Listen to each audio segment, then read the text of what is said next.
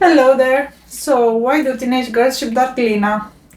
First of all, I would like to say that I'm not a Darklina shipper, nor am I a teenage girl, but I have become friends online with young women that ship Darklina.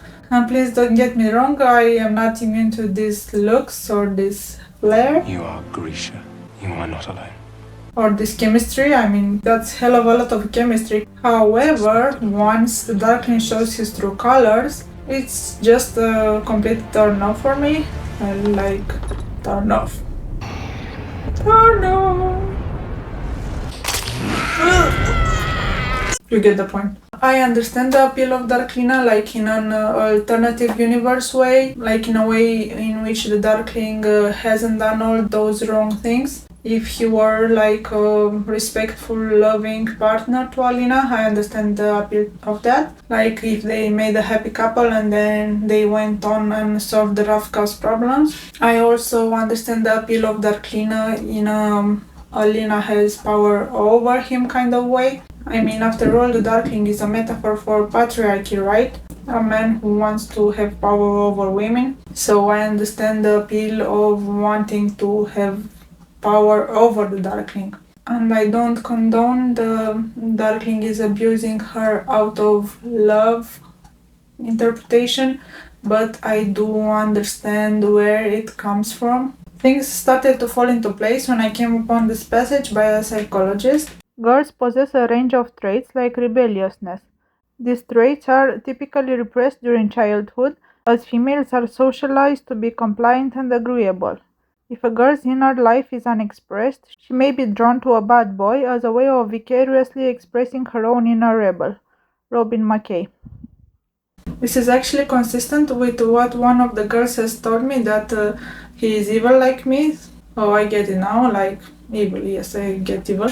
And I understand, I mean, Darkling, someone who doesn't check his evil side. I mean, if you are pressured at home to be nice at all times, I can see why the Darkling is an appealing character. So then girls ship the bad boy with the good girl as a form of expression for their inner evil thoughts. So if you come to think about it, it does make sense in a way.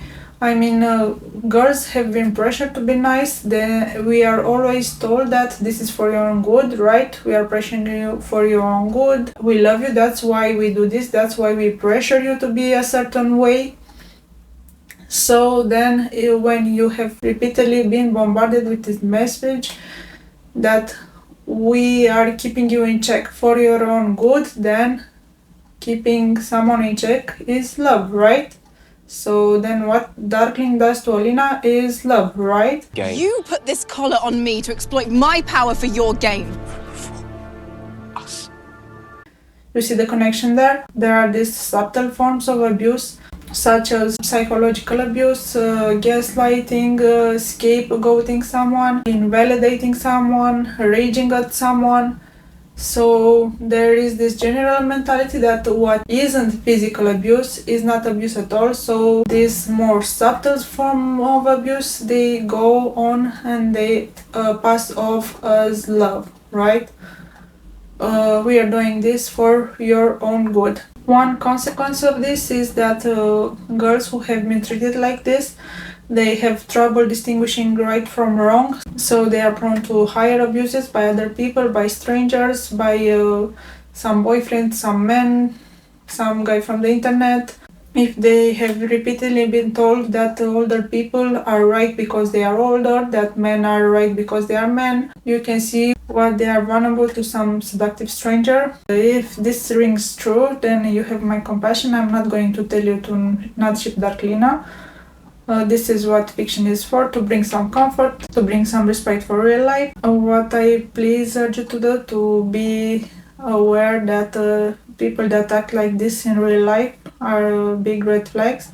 If you meet men that ask you to run away with them, they promise you a nice life, please don't ever listen to these things in real life. This is how girls end up being sold, like Nejo was sold.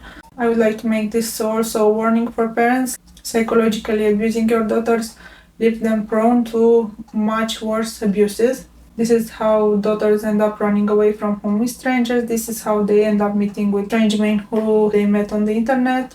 In the meantime, there are things that you can do to improve your condition in your social circle, if that be a family or in the classroom or with your teachers. You cannot change how other people treat you, however, you can change how you react to them.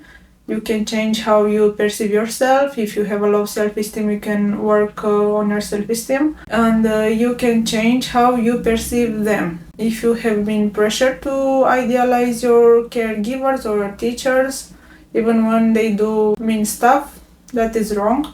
And you can change the way you perceive them instead of idealizing them to see them as great people who make mistakes. If this is something of interest, I can make more videos on the subject, but I would like some specific situations. If you want me to make videos about how to stand up for yourself, how to work on your self-esteem, how to stop idealizing the flawed people that surround you, please give me some specific situations in the comments, and I will see to make some more content about how you can carve a better place for yourself in the family or in the classroom. So I hope you have a very nice day and see you. Bye!